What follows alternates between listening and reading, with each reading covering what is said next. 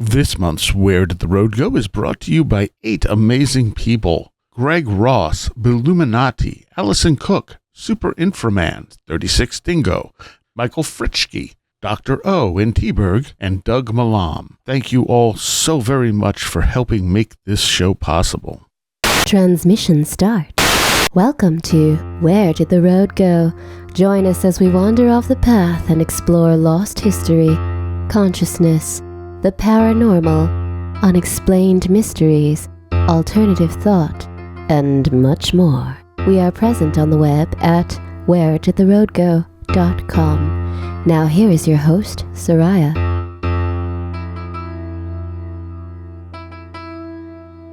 Welcome to this edition of Where Did the Road Go? And tonight I am joined by Super Saxon Man. Hello, hello. And Vincent Treewell. Hey, happy to be here.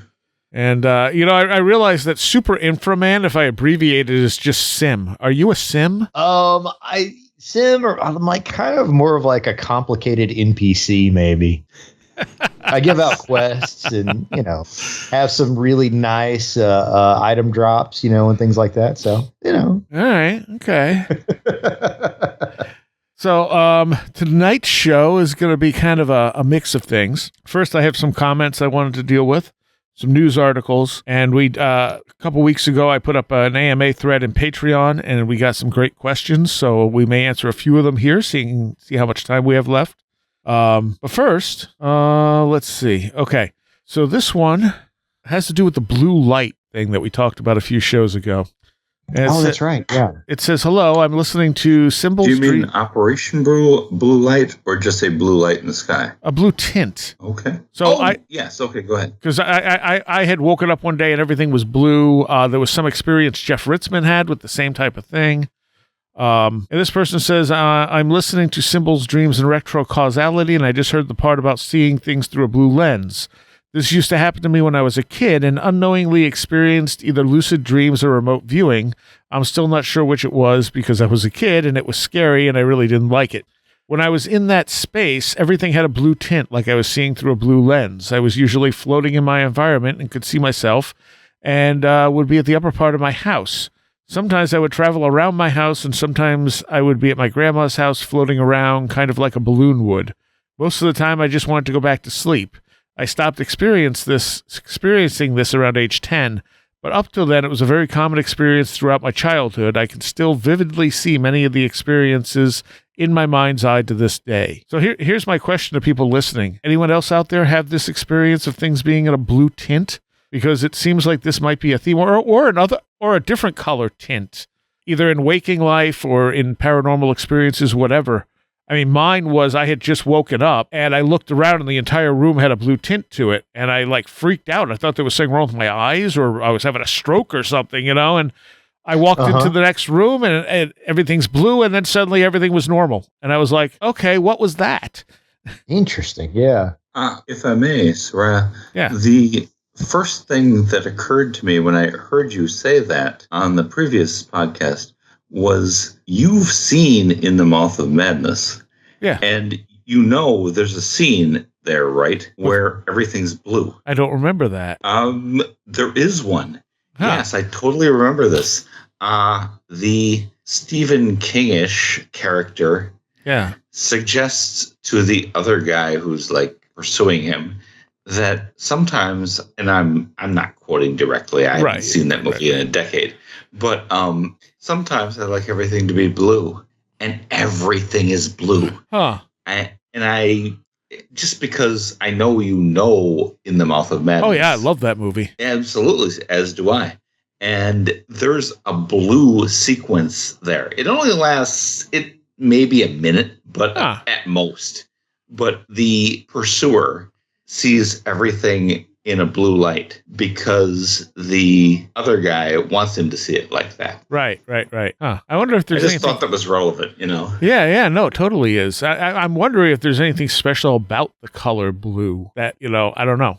But if you've had experiences where things look tinted a particular color, let me know. I'd like to hear these, if anyone else has had it, and if we can find any commonalities there. Yeah, that's interesting. It didn't occur to me to try and do any research on that being a common occurrence, or at least, recurring for different people. Well, I hadn't thought much about it until I heard Jeff's experience, and then I was like, wait a minute. And then someone else had an experience also similar to. I'm like, is blue light a thing? Like, what's going on here? Or blue tint, not even blue light. Royalty are referred to as blue bloods, and if you're loyal to your country, you're a true blue, and it just rolls out from there. Huh. Be interesting if somebody wanted to try to focus on seeing things with a blue tint in some way, or imagining that in their mind's eye, and see what happens too. Yeah, that's not a bad idea either. Okay, I have some old. So if anybody wants to mess around with that, huh? I said if anybody wants to mess around with that, feel free. Okay, so this was something I was trying to figure out the concept of resonance when it comes to like different things as far as magic goes. Shirley Black would say, like, when she would be able to move like the pinwheels and stuff, it was because she could sort of like resonate with them. She would feel them, like she was a part of them. And I've heard other people describe this. So for whatever reason, I was going to see not this part isn't the for whatever reason. I was going to see Deceased and the Accused up in Rochester, and for whatever reason, I decided to focus in on the color red. And I had no idea why. It's just what popped into my head. So I kept trying to resonate with red the entire time there. And I get there, I go in. The only stage lights they had on for the entire concert were red. Nice.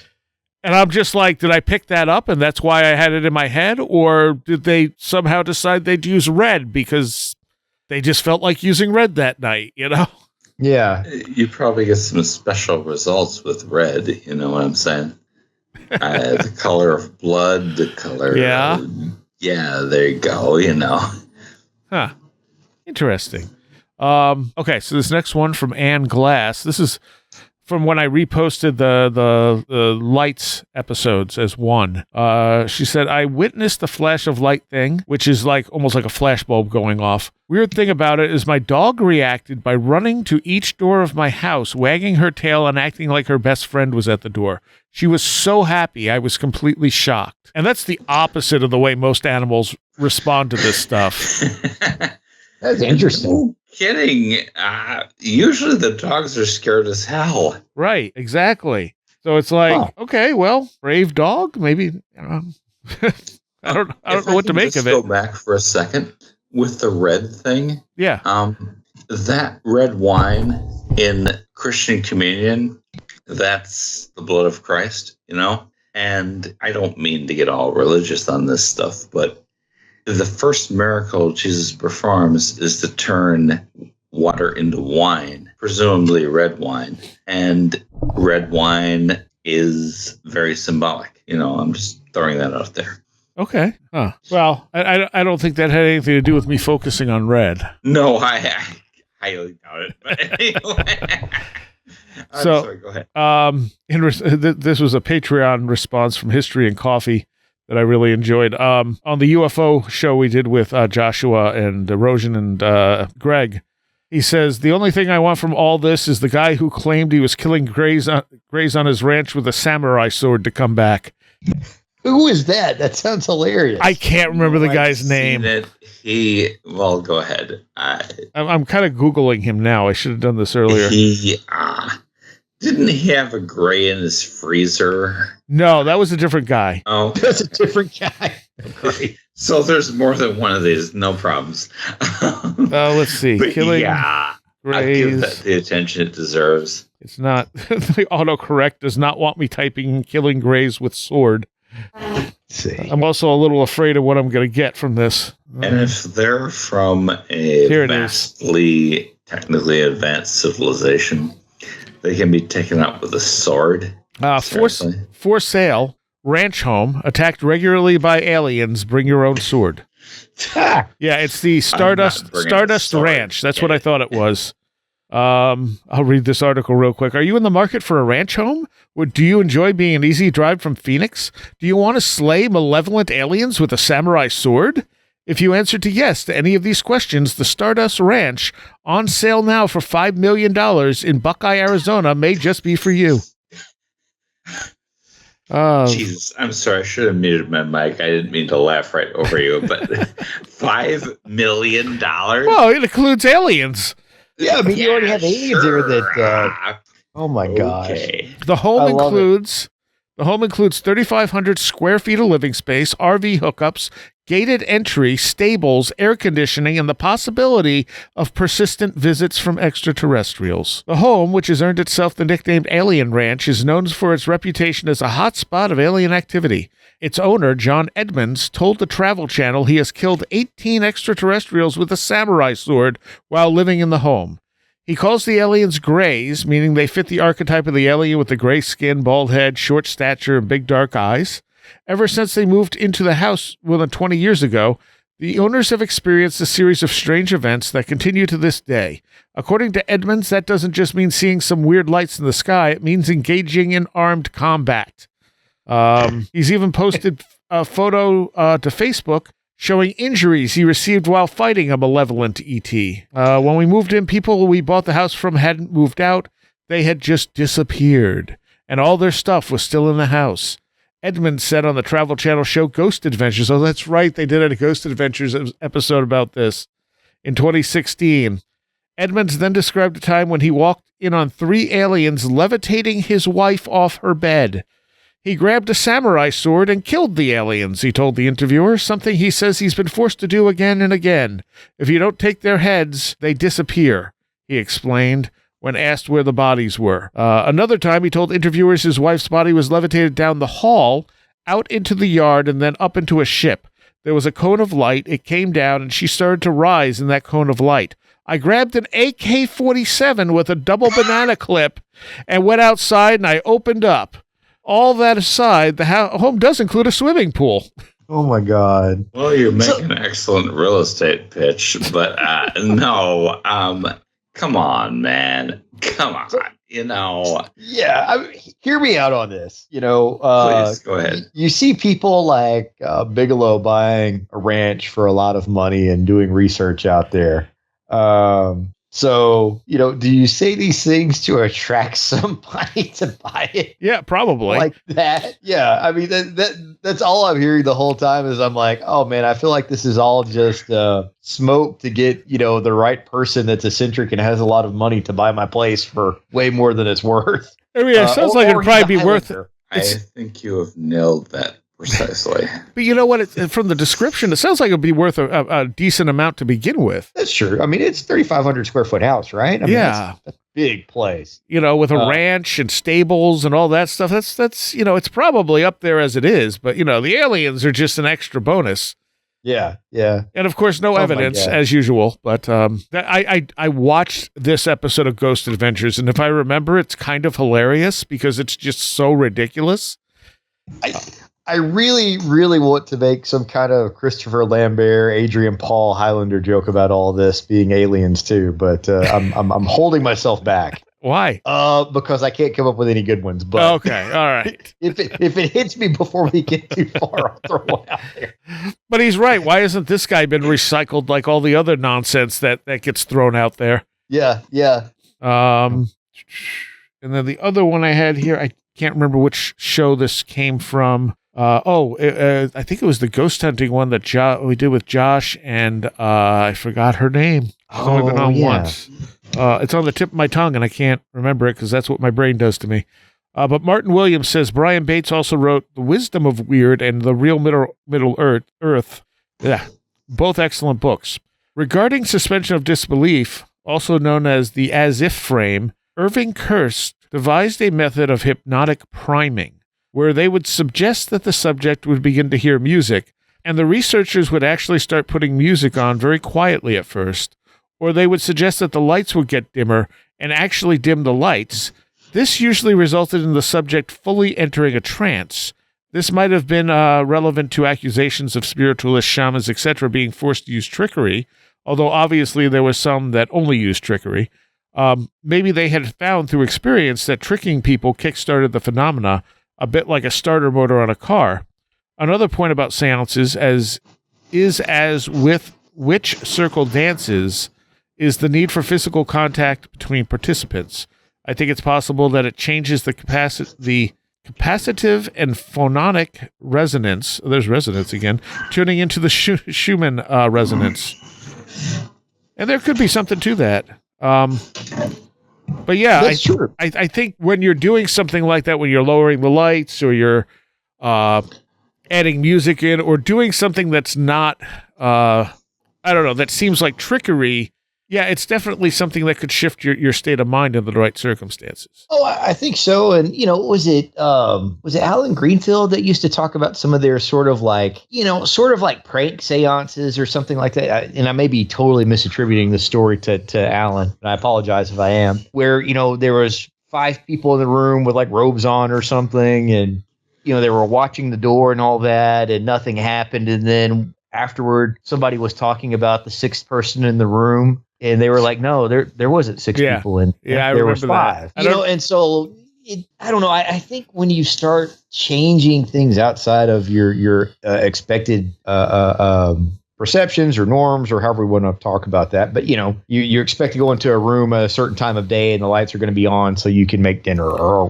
whatever, when you get home from work. But instead you come in and the lights are dimmed and there's candles out and there's spooky music playing, like. Even though the house can be completely the same and your day up to that point has been completely mundane, suddenly it's kind of weird, Yeah. You introduce a whole group of people into that, and suddenly your expectations broaden quite a bit about what could happen. And I think that sounds gives a lot, totally right. Yeah, and then that gives you a lot more room for something strange to happen.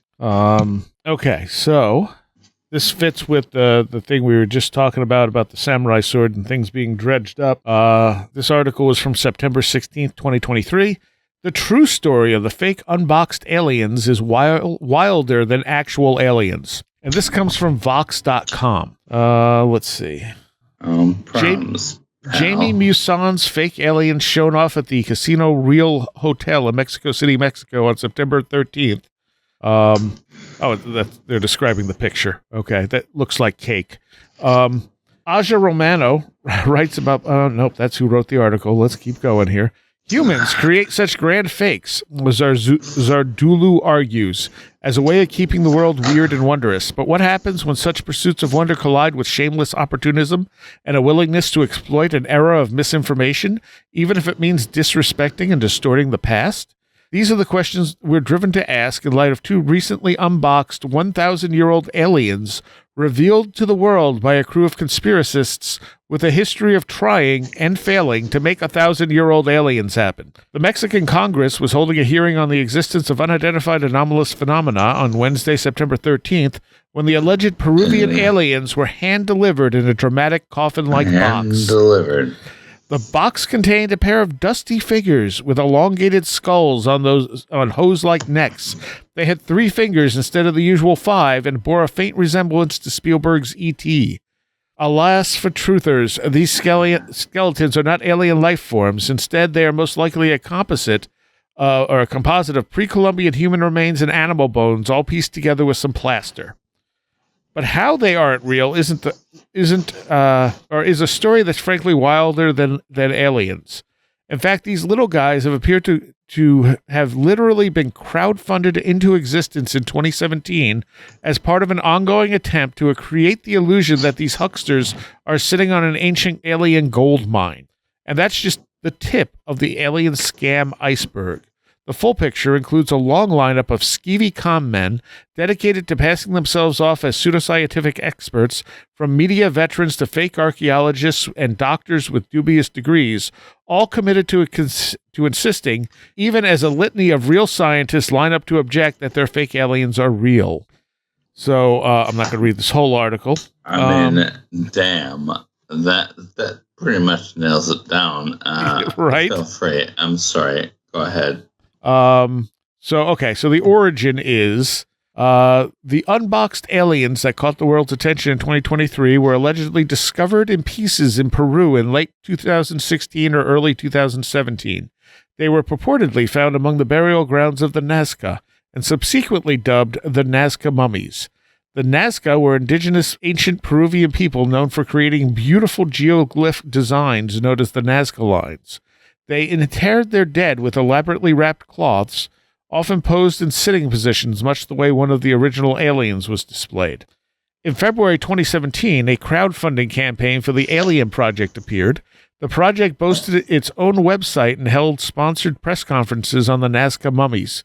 It promised to determine through extensive scientific analysis, mainly DNA and C14, the origin of the bodies and mummified organs discovered in the southern Peru in January 2016. You can trust us, the crowdfunding campaign read. If it's just an imposter or a fake, we will be the first to denounce it. The campaign, however, went on to smugly assure their contributors if there is a fraud, we have not detected it yet. The man behind the campaign, per the Alien Report, our Alien Project website, is a pseudoscientist named Thierry Jamin, who bills himself as an archaeologist. He's not. He's also the purveyor of the fraudulent aliens. So let's see. So it talks about different people who have been collaborating to, say, yeah, these are definitely aliens.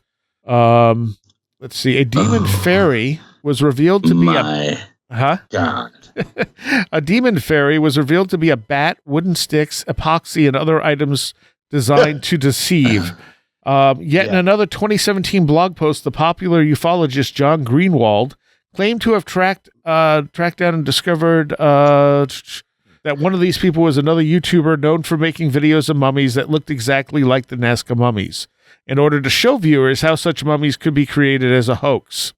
So they found one of the people who's anonymously saying, yes, this is real, and he has videos on how to make fake mummies. Yeah. That whole thing with the Congress in Mexico felt like, we just saw what Gersh and the usual suspects did as a grift before Congress in the United States. What's our version of that? Yeah. I think you mentioned cake in there. Somebody, I had the meme, but somebody sent it to me, and I think I forwarded it to a few of y'all too, where somebody was cutting it up because it was, they made a cake to look like an alien, but it had all of that had the same problems that, Grush and then that crowd did, where it was, oh yeah, aliens are totally real. And that's just what somebody said to their Congress. And then it got put out as, Congress says aliens are real, right? Or whatever version of that totally skips over the fact that nothing is verified. Yeah. None of this has been proven. It's just a statement somebody made to a group of elected officials, essentially.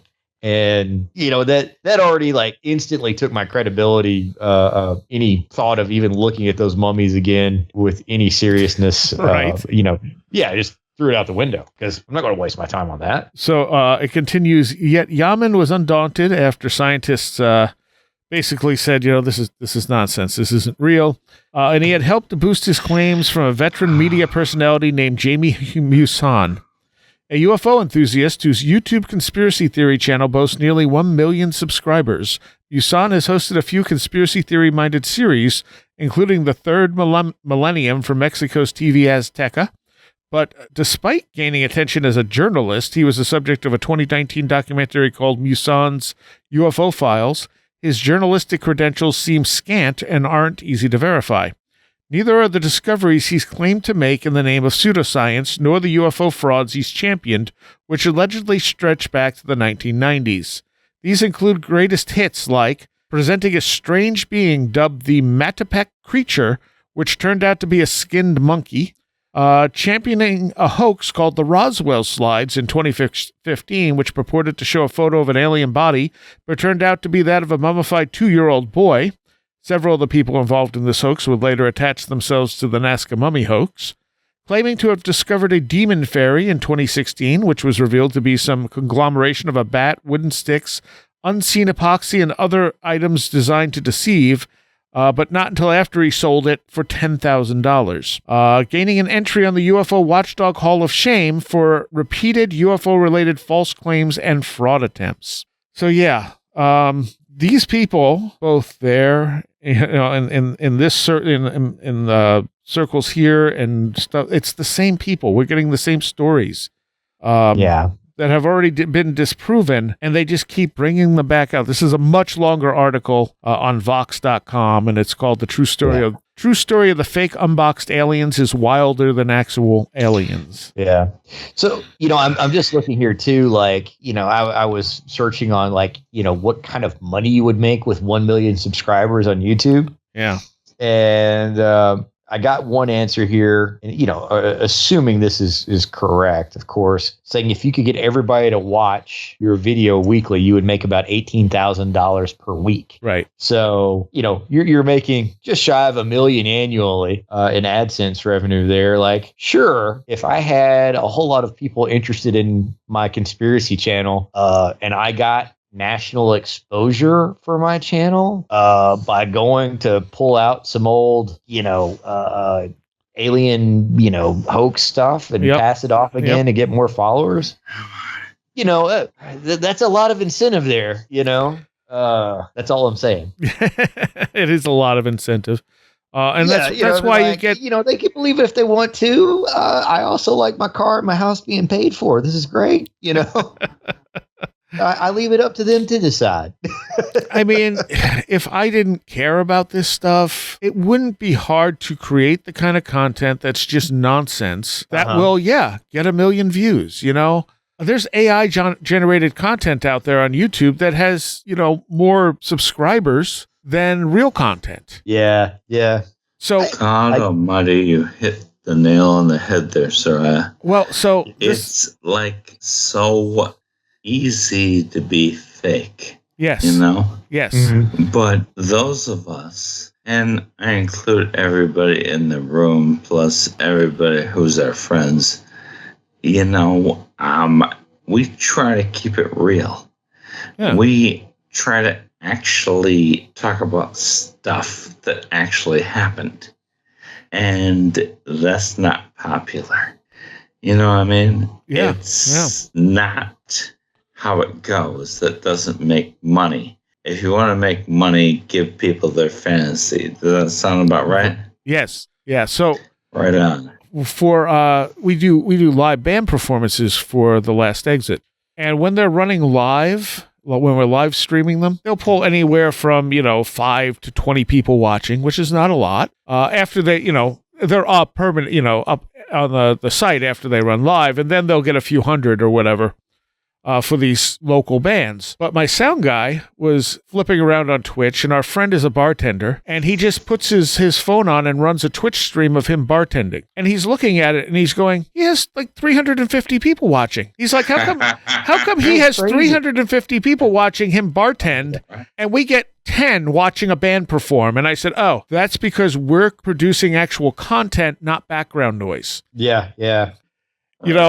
Like, if you turn on our thing, you're turning it on to watch it, whereas you could turn his on and just leave it on in the background.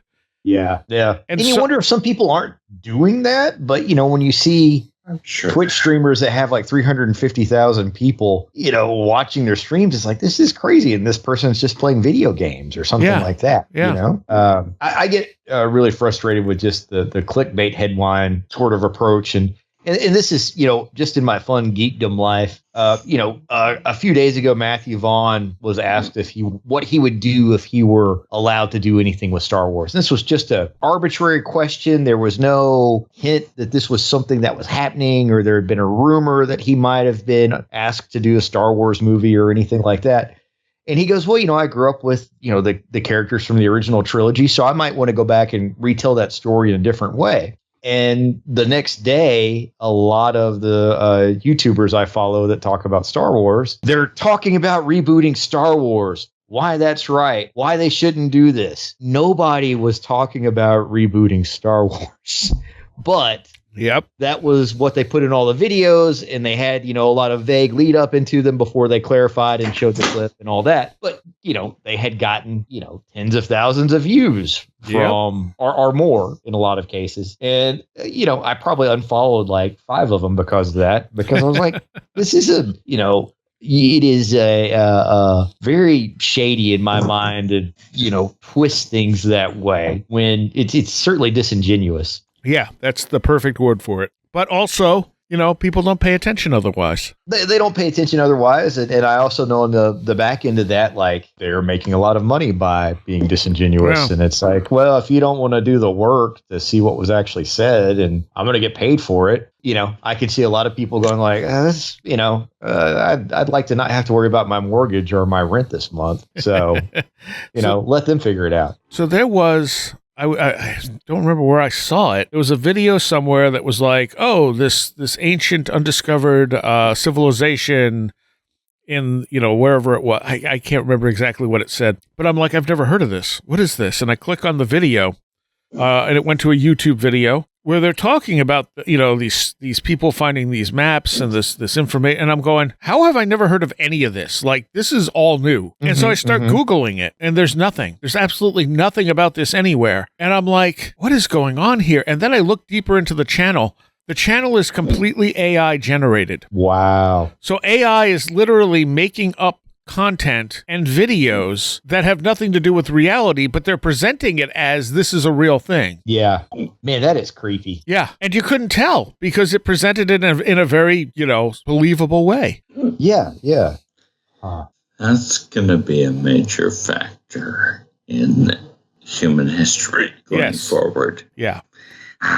We can't tell what's real and what's not. Exactly. And that's a very dangerous situation to be in. Yeah, have you guys ever heard of the quiet internet theory? No. It was really go ahead. And this is probably a pretty extreme theory in some ways, but it also is probably very real in a lot of ways too, just depending on how you look at it. But it was basically like really came about when Reddit first started taking off and speculating how much of the activity on Reddit was actually real and how much was actually, bot driven and manufactured either by, different agents or agencies. And, now that you're talking about getting to the point of literally having AI generate an entire environment of content, you've taken out the middleman of like, I need to go fabricate this, reality through Reddit to, I don't have to do that anymore. I've got something to do that for me. Right. And you could really, you think we're isolated and siloed now, like that's a very dangerous prospect. Yeah. And it gets harder and harder to verify things because, Reddit can come up with something and then, or not Reddit, but AI can come up with something and then AI can reference AI. Uh-huh. And you end up with like a self-replicating bit of nonsense that actually seems to have a trail. Right. You follow the trail and it's really an Ouroboros, but you can't find where it comes back around to itself. Yeah. That stuff is... if I may, so the 10 years ago, we just paid some guy in the former Soviet Union $10 an hour to make content. But now we can just have a computer do it for free. Exactly. That's kind of how it works. It's terrible. Yeah. All right. So I got this story here, and it's translated, so let's see how well it goes. This is from, I don't know where this is from. COAH. What country is that? I have no idea. It's in Spanish. Okay. But anyway, it says Ghost in Saltillo. They hear a woman asking for help in a well. They go down to rescue her and find no one. In the middle of the darkness, and about 6 meters deep, a female voice answers Juanita after an officer from the Violet Group asked at the bottom of a sewer, "What is your name?" to a woman who is supposedly trapped, but they had only heard her voice. The chilling case occurred at 3:30 a.m. yesterday. I don't know when this is from. Let's see. September 24th. The witching hour. Almost at what is known as the devil's hour is the next line. After a man under the influence of toxic substances requested help to rescue a person in the drainage well located in the Nuevo Centrino Metropolitano neighborhood. The Violenta Group officers who were responding to a report at the maternal and child hospital were mobilized to the scene. The man told the police that the woman told him her name was Juanita and that she was asking for help from the bottom of the sewer. The officers looked out, and one of them shouted at him several times, "What is your name?" And they heard her female voice say, "Juanita." But when they shined the light down for her, they didn't observe her. So they asked for support from elements of the fire department to try and save her. Minutes later, the rescuers arrived and and with special equipment, a firefighter went down to help the woman. But when he reached the bottom, no one was found. Wow. Yeah. That's crazy. Wow. That's intense. And again, these are all officials putting their names on official documents. You know what I mean? This isn't just some guys saying, I heard this. These are people filing official reports. Yeah, exactly. Yeah. So I think that one actually came from Coast to Coast. Oh, okay. But, or I had the link to it. This one I just grabbed the other day from October 19th. A scientist, after decades of study, concludes we don't have free will. This was actually published in phys.org, phys.org.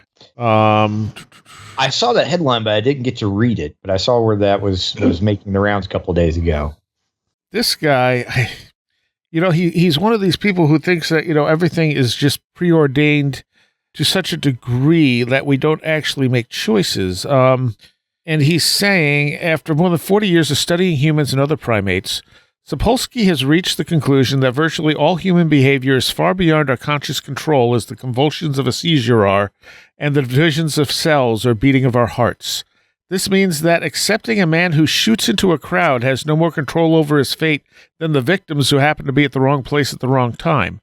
It means treating drunk drivers who barrel into pedestrians just like drivers who suffer a sudden heart attack and veer out of their lane. The world is really screwed up and made much, much more unfair by the fact that we reward and punish people for things they have no control over. We've got no free will. Stop attributing stuff to us that isn't there, which is a really weird stance to me. I don't know. That's kind of bizarre. Yeah. Sapolsky, 66, has a mild demeanor and a Jerry Garcia beard.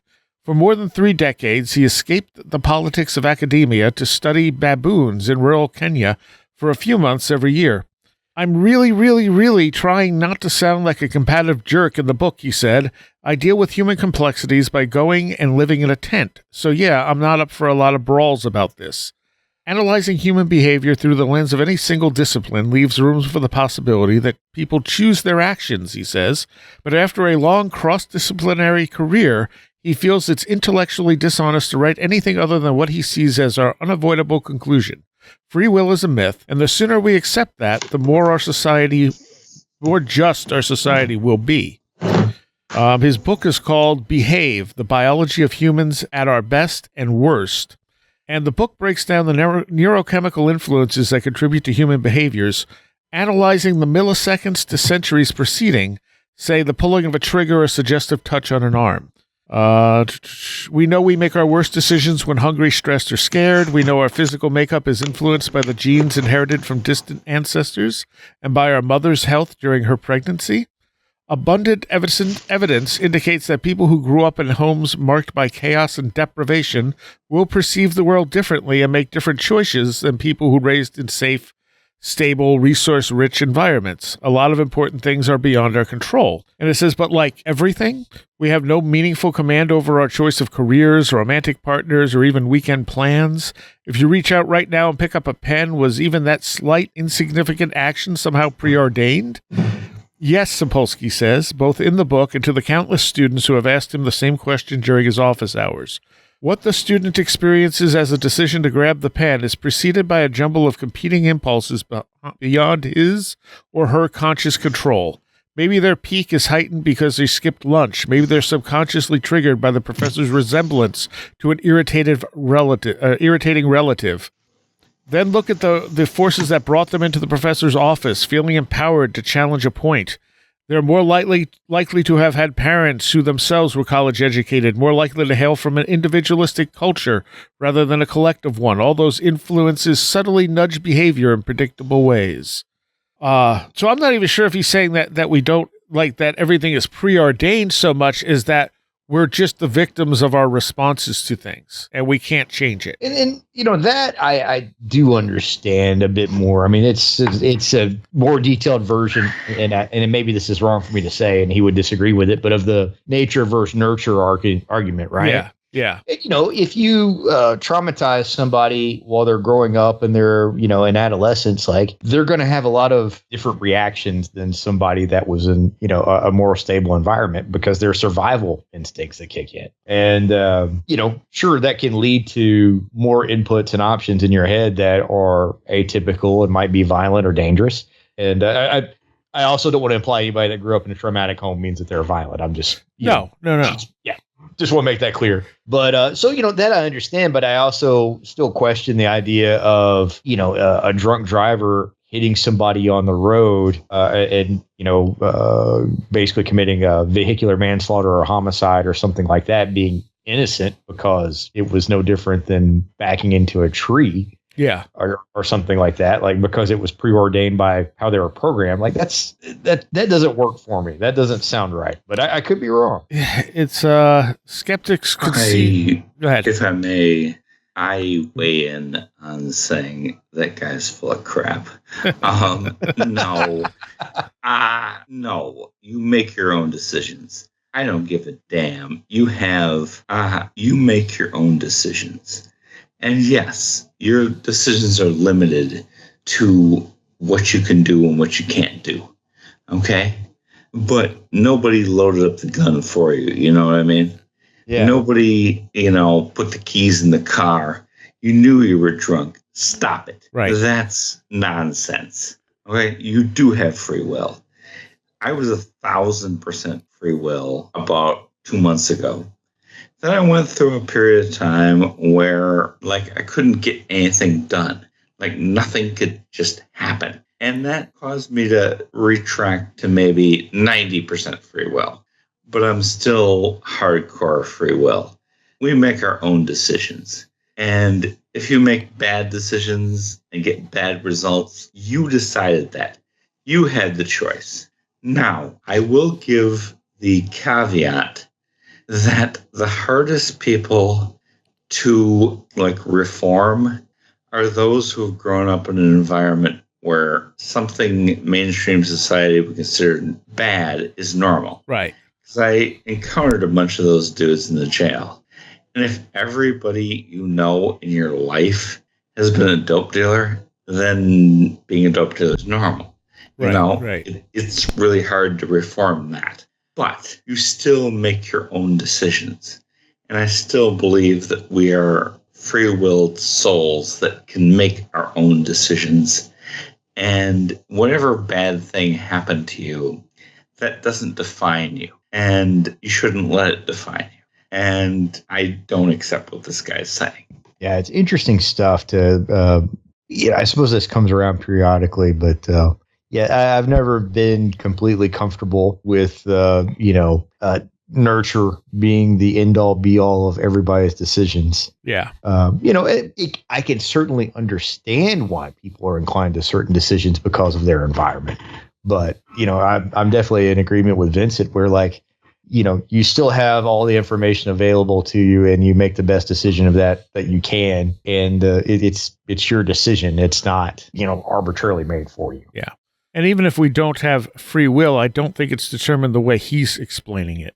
Yeah, exactly. He just has this deterministic push toward, okay, so our chemical responses and stuff are going to determine where we go. He says here that, let's see, I was saying about going to see movies. Where'd it go? Okay. Imagine, he offers, a group of friends that go to see a biopic about an inspiring activist. One applies the next day to join the Peace Corps. One is struck by the beautiful cinematography and signs up for a filmmaking course. The rest are annoyed they didn't see a Marvel film. And that's an interesting sort of simplistic way of viewing that. Yeah. It's a good way of looking at it, but yeah, I don't take that for life decisions, Yeah. He says there is only one last thread he can't resolve. It is logically indefensible, ludicrous, meaningless to believe that something good can happen to a machine, he writes. Nonetheless, I am certain that if good people feel less pain and more happiness, or that it is good if people feel less pain and more happiness. So he's literally saying we are all in a machine, that we are all machines that are just following, our programming.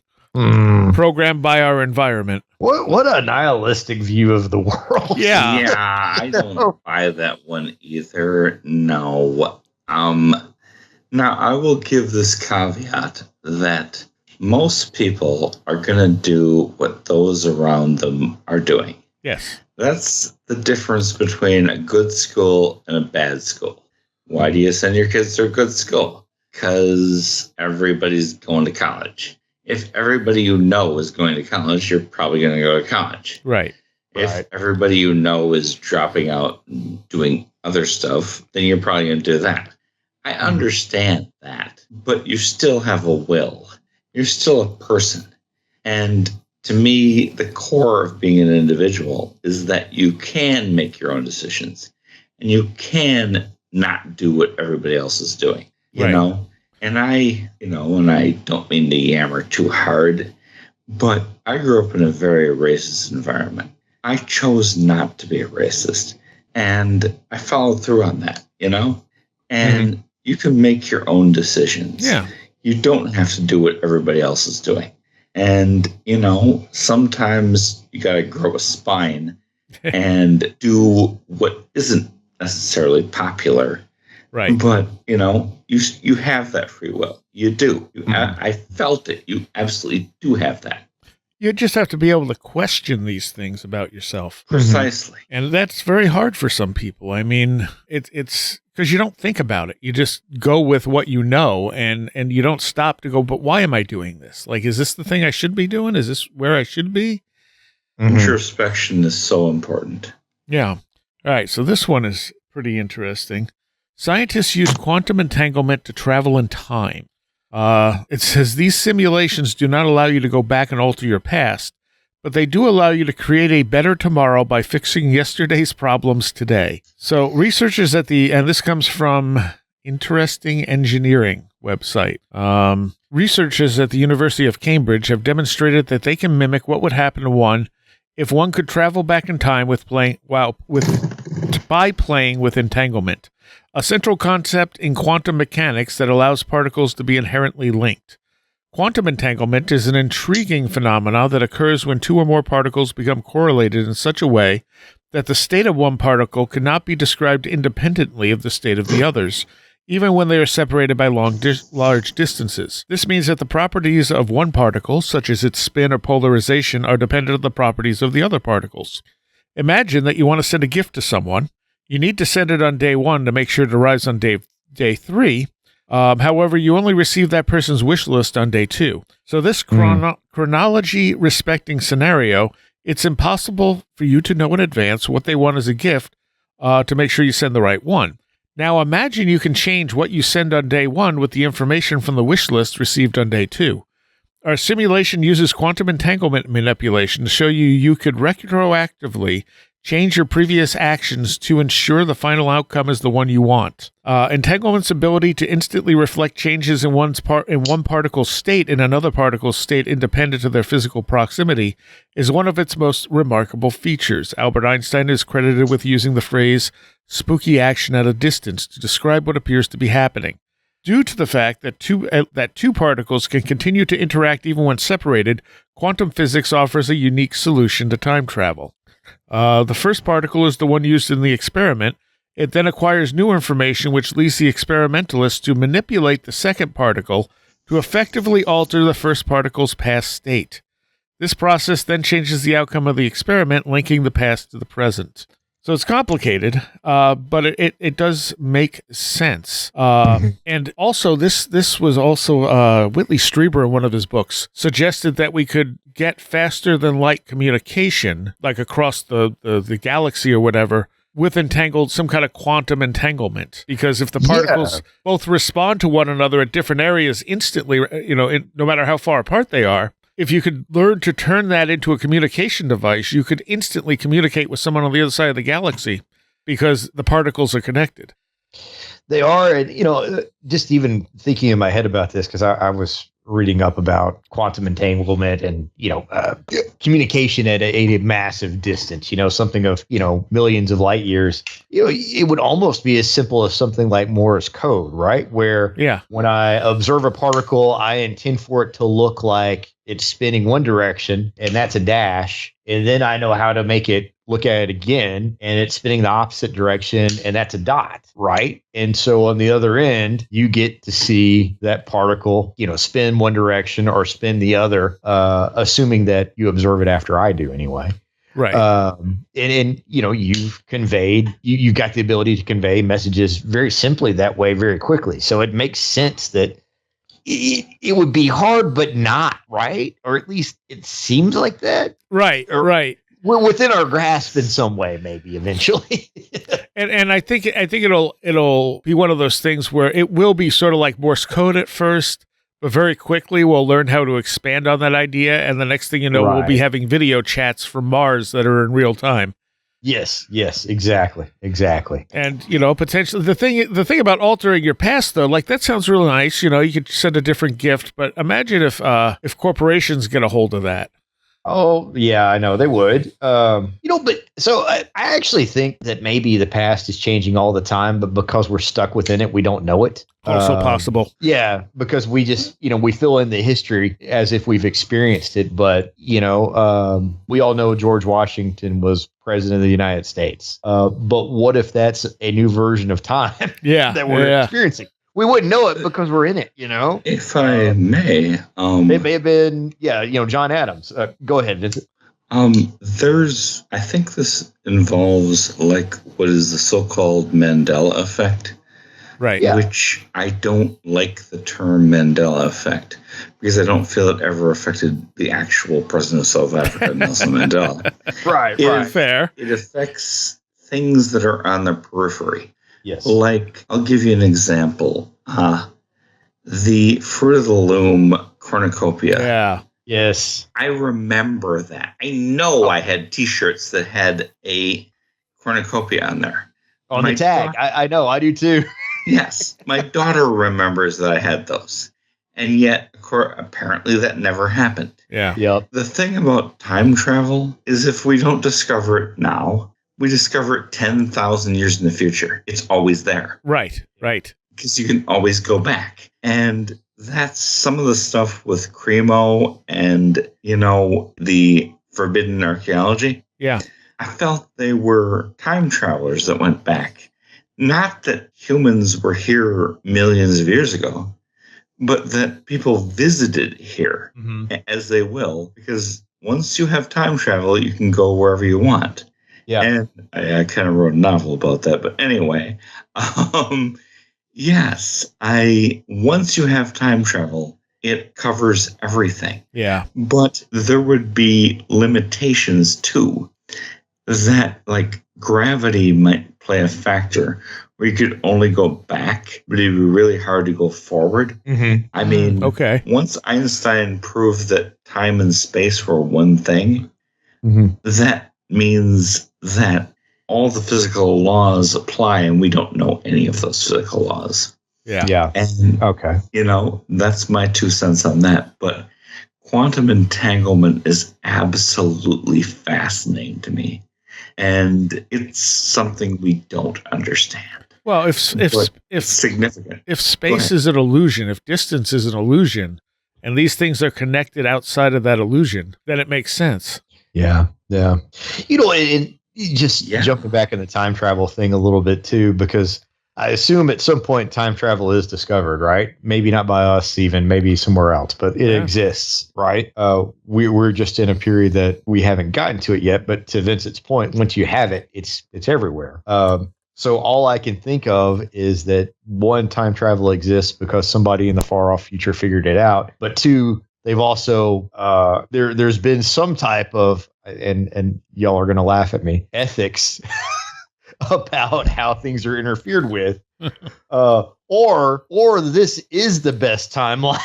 Yeah, they don't want to mess with it because it has the eventual outcome that's preferred. Yeah, and there's a observer bias, like the Schrodinger's cat thing. Yeah, where if somebody's watching something, like I did this experiment on Reddit several years ago, and I asked anybody to tell me, do you remember a different line of presidents from JFK to the current president? And nobody even trolled me. No, everybody agreed that's who the president was. It's an observer effect. That's why I don't believe that Mandela was affected by it, because too many people were watching. It's always peripheral. It's always Chick-fil-A was spelled this way. Right. It's always, the logos or the little things nobody really pays that much attention to. Right. Big I see exactly what you mean. Important things. Too many people are watching them. Yeah. And so they can't change because there's too much agreement on it, essentially. Yeah. Exactly. The observer effect. Yes. Yeah. That's something I've noticed. It's always stuff around the periphery that nobody really cares that much about until you look back and say, wait, I remember that. And that didn't happen? Really? Yeah. Yeah. And my wife has seen the Sinbad movie. Oh, the Kazam. Yeah. Shazam. Okay. Kazam was Shaq. Everybody knows about that. That's real. Yeah. But there was this other movie where Sinbad played a genie.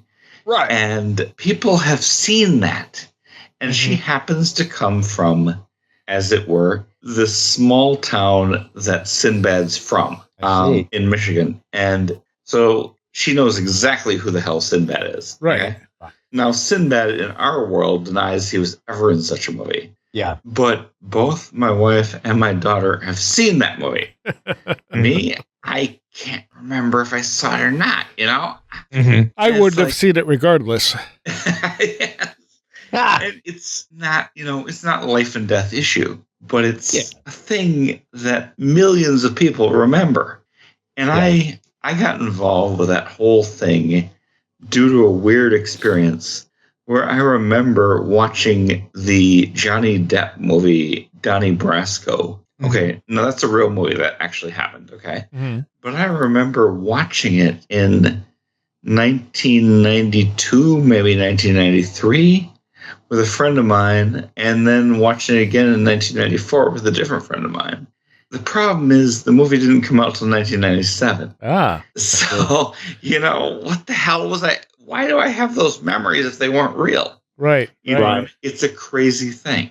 And it's not something that I can, I can misremember stuff. I mean, I admit that. But, God, that's so weird. Yes. And I feel that that's the kind of peripheral thing that time travel might cause. You know what I'm saying? Yeah, that's true. All right, we got to take a quick break. We'll be right back. All right, quick mid-show break here. Contact info, wheretodtheroadgo.com has all of that. If you just click on the contact link, I believe it's just the contact link. So it has the email. The important one is if you have a story you want to share for a listener story show, that is stories at wheretodtheroadgo.com. There's also a mailing address up there. My Amazon wish list is up there if you feel generous and want to get me something. Or better yet, you could become a patron, and that's right on the main page. It's only $3 a month. You get extra stuff every single week, and sometimes more. Sometimes some really special, rare stuff as well. All right. If you like metal, if you like heavy music, check out my other show, The Last Exit for the Lost. That is at thelastexit.org. There's an enormous archive. There's live performances from bands. There's all kinds of crazy stuff. So if you're into that type of thing, check it out. As for my recommendation this week, I'm not sure if I ever recommended this podcast before or not. It's called The Lovecraft Investigations, and I thought they were done. Their last episodes, prior to just recently, ended in 2020, the end of 2020. And I got the impression, or I read somewhere that was it. They weren't doing anymore. And they came back in, let's see, not this month anymore, but in October with a whole new series. It's on the BBC, so it's under BBC Radio 4.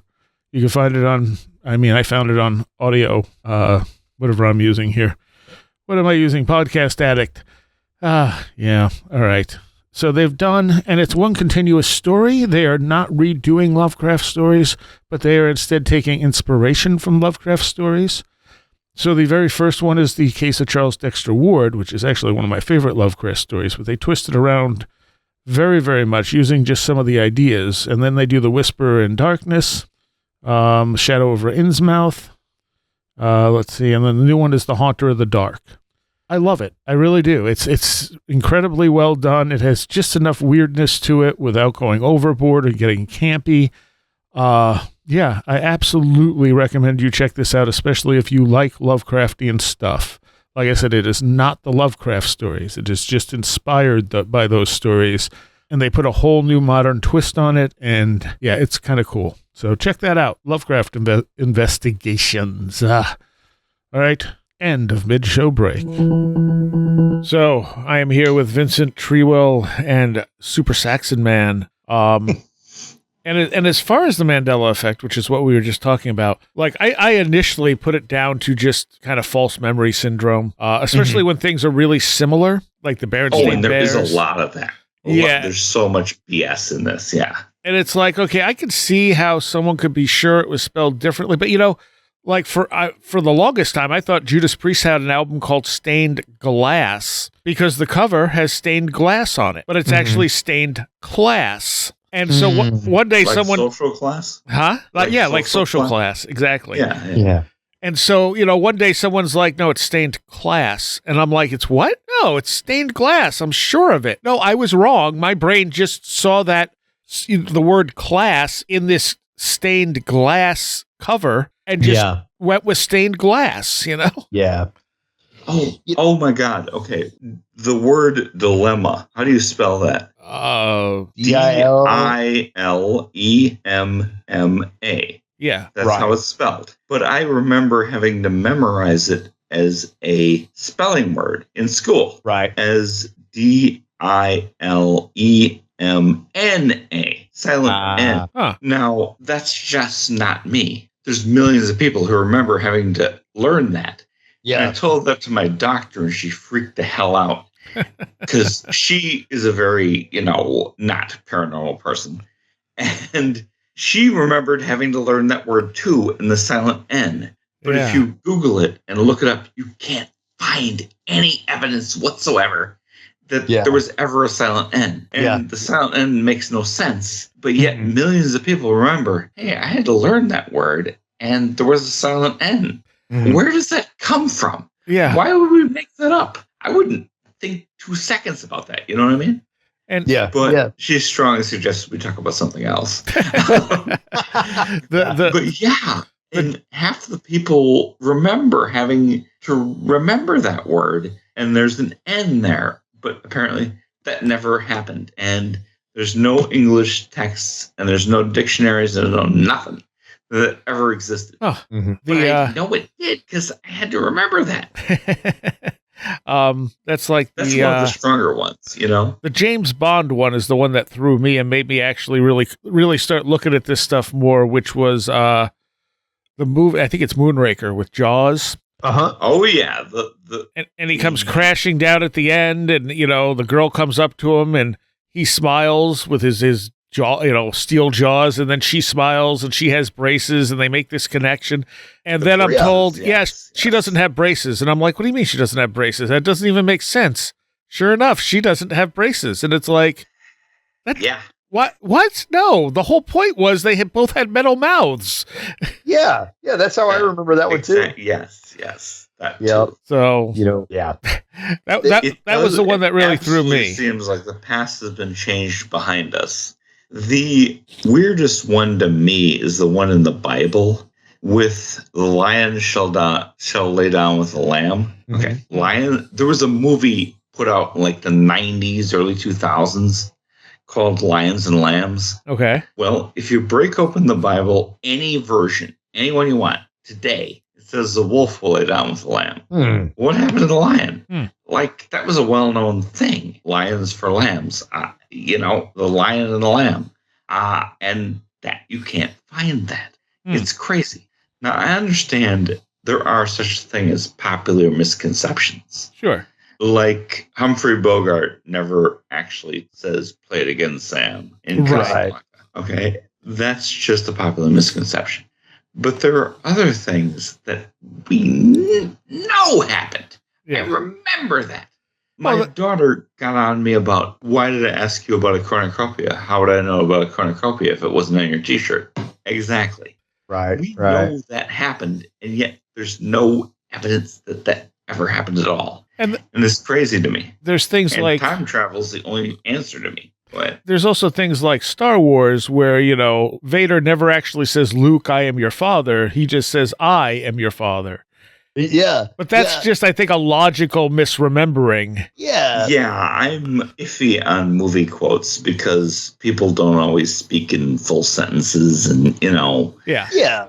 mumbling and stuff, The Star Wars one sticks out. Yeah, the Star Wars one I always think about quite a bit too. It sticks out in my mind as sort of an example of that, like you guys are talking about, because you think when that movie came out, unless you paid to go back and see it in the movie theater, you didn't have a whole lot of access to it, so it would have been very easy to just go, Luke, I am your father, as part of pop culture. Yep, and that's true. That's very true. But what is interesting is one of my favorite movies growing up, and y'all can make fun of me online for this. I don't care. I love it. Bill and Ted's Excellent Adventure. Ah, okay. Oh, no way, man. It's a great movie. There's a scene in there where they are, somewhere in medieval Europe, and they put on knight armor and they start reenacting the scene from Empire Strikes Back. And I can't remember which one of them says it. Keanu or Winter's character throws out, Luke, I am your father, which is the line that we all think was said from the movie. And it crossed my mind if a lot of us thought like that sort of reinforced the misremembering.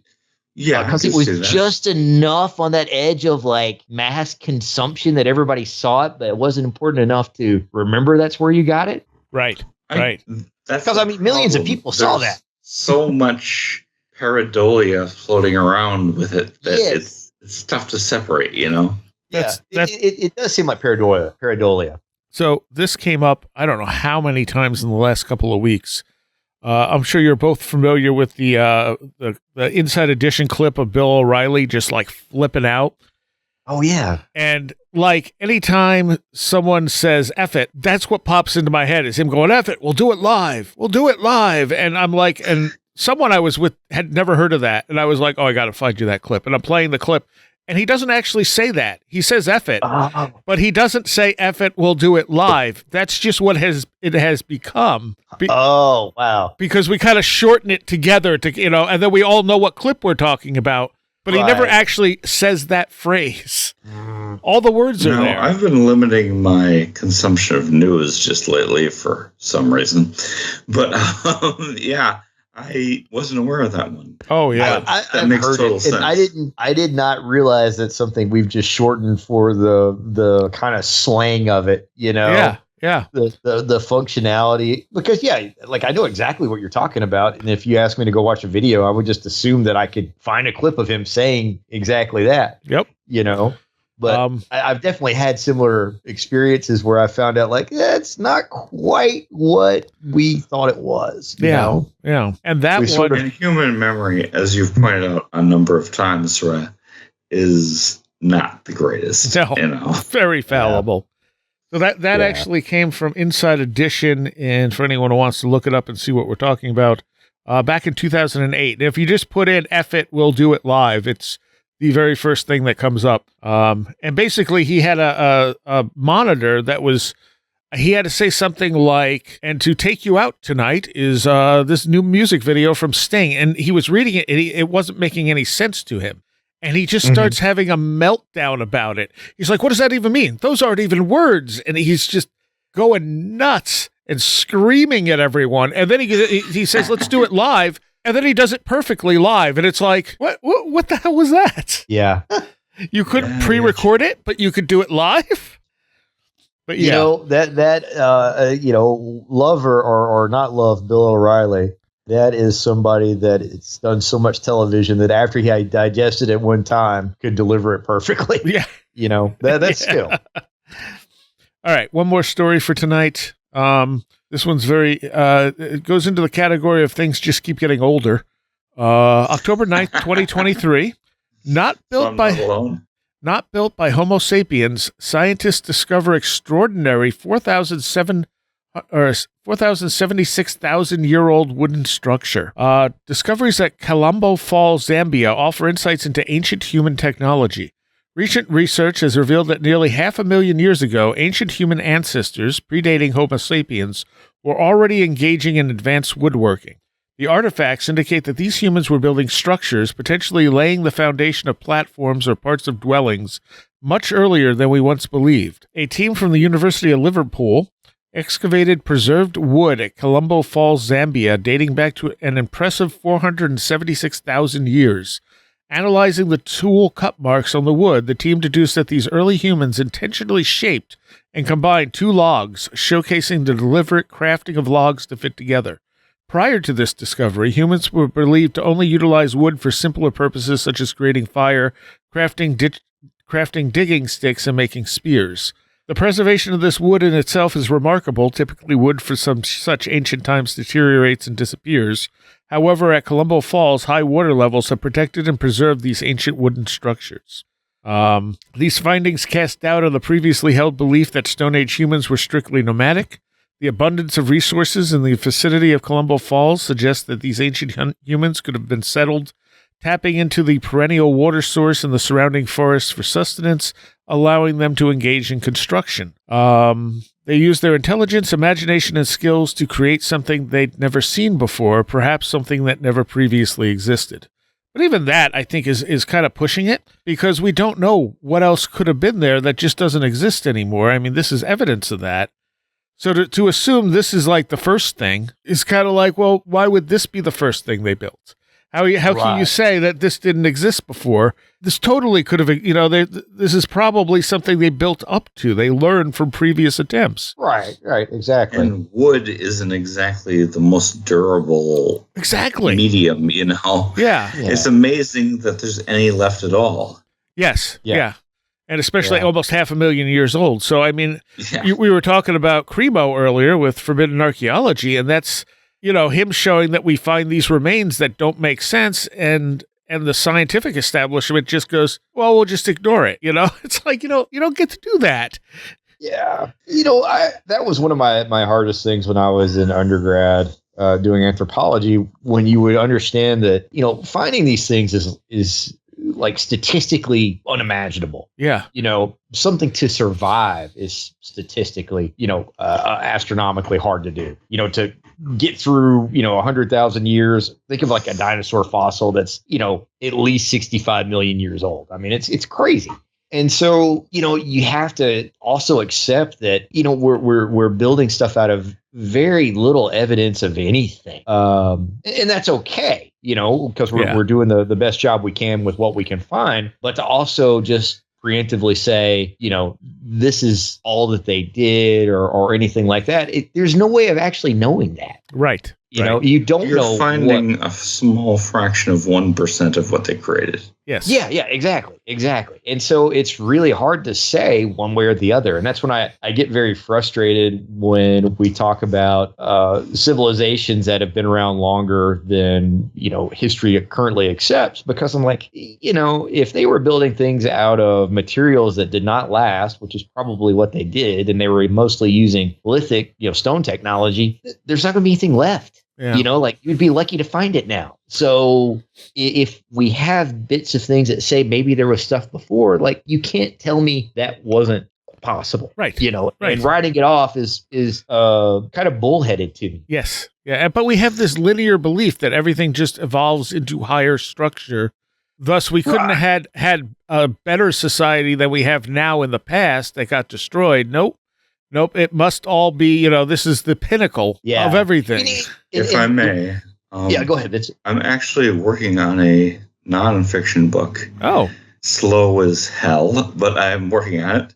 And it starts with the premise that if the dinosaurs had a high-tech civilization, we would have no way to prove that. Yeah, that's true. There would be no evidence because it's just too long ago.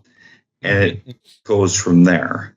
Huh. But yeah, a lot of this stuff, there's no way we could know this, and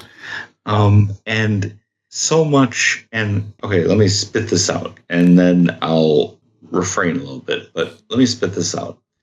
Darwinianism, evolution, I'm not saying that doesn't happen. I'm not saying that's not real. But it was also so loaded with racist tropes from the British Empire that it's entirely contaminated. That definitely we are the best possible thing that ever happened. Yeah. And all these other people are primitive, and certainly before them, God, they weren't even human. You know, they were just ape men. Yeah. And I think that's all crap. You know, that even previous other kinds of humans, like Neanderthals and Denisovians and the Hobbit people, we don't know what the hell they were capable of. Yeah. Because the bias was so hard that the modern British human must be the apex of civilization. And that was Darwin's whole thing. You know, we go from this to this to this, and it's all an upward climb. Yeah. And that's not reality at all. And until we can get away from that, you know, we're not going to see reality for what it is. I digress. Yeah. Oh, it's a good point, Vincent. And, you know, it's going with all of that when people that are disingenuous about possibilities of other civilizations that were advanced in different ways, it's always presented in this context of like, you know, super technology, flying cars kind of thing or something like that. But, you know, what an advanced civilization might look like to a contemporary society 5,000 years ago might still look fairly primitive to us. Right. You know, and those are things that I always am bothered by because it feels like a way of preloading bias and disbelief when it might be that, like, you know, an advanced civilization may have had, you know, smarter knowledge of how to use aqueducts or something like that. Yeah. And they got wiped out in, you know, a natural disaster. That doesn't mean they weren't advanced for 20,000 years ago. You know, they probably were. And maybe they were sustainable, you know? Yeah, maybe they were sustainable. Exactly. Or, you know, they were socially more advanced than we are. I mean, there's all these things that that can mean. And I think it gets twisted quite a bit to present it as if, you know, there was this techno utopia and, you know, a comet came and, you know, I think it hurts that discussion intentionally. And I think it's by design. You know, when there was that show, Life Without People or whatever. Whatever. Where they were kind of showing everything decay. Oh, yeah. And they basically estimated that our civilization, if we disappear, if all people disappeared off the face of the planet today, our civilization would be almost completely undetectable 10,000 years from now. Yeah. They said the only things that would survive would probably be the Great Pyramids. You know, Giza Plateau, and possibly the big dam on the Colorado River. I forget which dam it is now. Hoover? Maybe Hoover, which is just because it's such a massive structure, it might actually survive. But all the metal, all the everything, all the plastics, everything would just decay and disappear, and no one would know we were here. I mean, sure, there might be little traces here and there, but when you think about that, you think about, like, that's just if we disappeared, not if the planet was like, went through a massive disaster cycle. That's if we just disappeared and everything grew over everything and took everything back. So if we get hit by a large enough comet, meteor, solar burst, something like that, that can really shake things up, raise ocean levels, cause tidal waves, volcanic activity. So yeah, that stuff's really going to be hidden then. Oh, it is. And just think about how we store information now. Yeah. We don't use physical media. Right. Or you know, so, I mean, all of that will be gone if something were to happen. You can't go and access the cloud 10,000 years from now.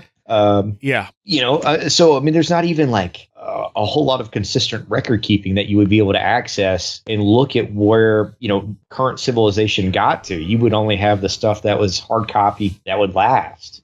Yeah. You know, which ends at a certain point, and it's probably, you know, thousands of years old anyway now. Two things. One, there's a guy on Instagram who does What's Up with Mars and shows all these things that are obviously created on Mars. And basically I came to the conclusion that if NASA found Mount Rushmore, they'd say it was wind erosion. Okay, that absolutely, they will never accept that anything was built previously. You know. Also, of all people, and I'm not. This is not an endorsement nor a diss. It's just, of all people, Joe Rogan, when he was doing stand-up comedy, commented on this very topic and said, look, if civilization ended tomorrow, do you think we'd ever have calculus again? Do you think we'd ever bring that back? No, all that stuff's gone. We don't know how to build that back up. And that always impressed me. But please, go ahead. Actually, we're out of time. So, Super Inframan, you can be found lurking where? I'm usually around the Where Did the Road Grow Discord some, and I am on Instagram. Okay, and Vincent, your podcast is what? The Weird Part with Vincent Treewell. I have a Patreon, which is free for the moment, but is going to be monetized pretty soon. I have a YouTube channel. And I'm still having problems with my website, so don't worry about that. But I'm also on Facebook and Instagram. Okay. So and you have that's where to find me. And you have a book out, a fiction book. I do. Thank you for mentioning that. I have, and it may not be everybody's cup of tea, but I love what I did with it. I should have broke it down into chapters because it started as a short story and then took on a life of its own. But the book is Cosmic Collision, and it's available on Amazon. And hey, you show up with a copy, I'll sign it for you. You want a signed copy, just contact me. And yes, that is my most recent novel. All right. Thank you very much. All right. Thank you both. Thank you. I want to give a shout out here to all of my patrons. It is because of you that this show is possible. And I want to give a shout out to those pledging $10 or more. Greg Ross, Billuminati, Leanne Cherry, Matt in Delaware, Allison Cook, Super Inframan, 36 Dingo, Tim, Andrew Nichols, Matthew Sproul, Christine, a blue second-gen MR2 drifting around a Japanese mountain, Patricia Gaia-Quinta, Alex Whitcomb, American Rambler, Andrew Maines, Ann Witowski, Barbara Fisher, Beverly Williamson, Big Boy Limina, Bright Rectangle, Charles Davis, Charles in Florida, Legend of the Crazy Incommunicable, CJ, Craig Parmenter, Diane B., MTK, Eric Citron, Eric Todd, History and Coffee, J.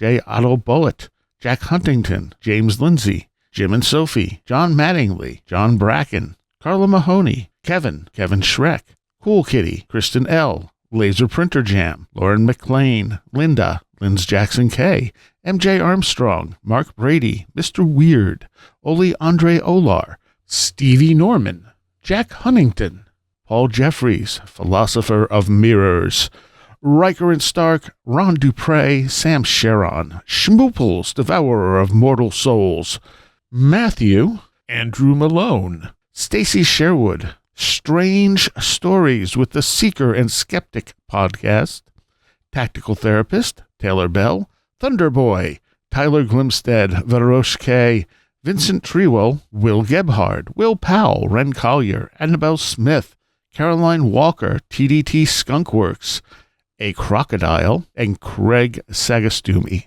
Thank you all so very, very much. All right, a few days after this, Saxon and I did a Patreon segment. So it's a little, it's not connected to this show at all. We're just answering some of the AMA questions. Other than that, I have a bunch of stuff I'm going to be posting. I just got to find time to edit it. So hopefully you're going to get a lot of cool stuff soon, both publicly and for Patreons. I want to take a moment to welcome our one new Patreon this week, and that is Ryan. So thank you, Ryan, for joining up. I hope you enjoy the content. www.wheredidtheroadgo.com, and I'll see you next time. You have been listening to Where Did the Road Go? This show is made possible in part from our Patreons, and we thank you and everyone listening for helping us continue this exploration of the strange. You can always find everything Where Did the Road Go related at www.wheredidtheroadgo.com. And thank you so much for your support.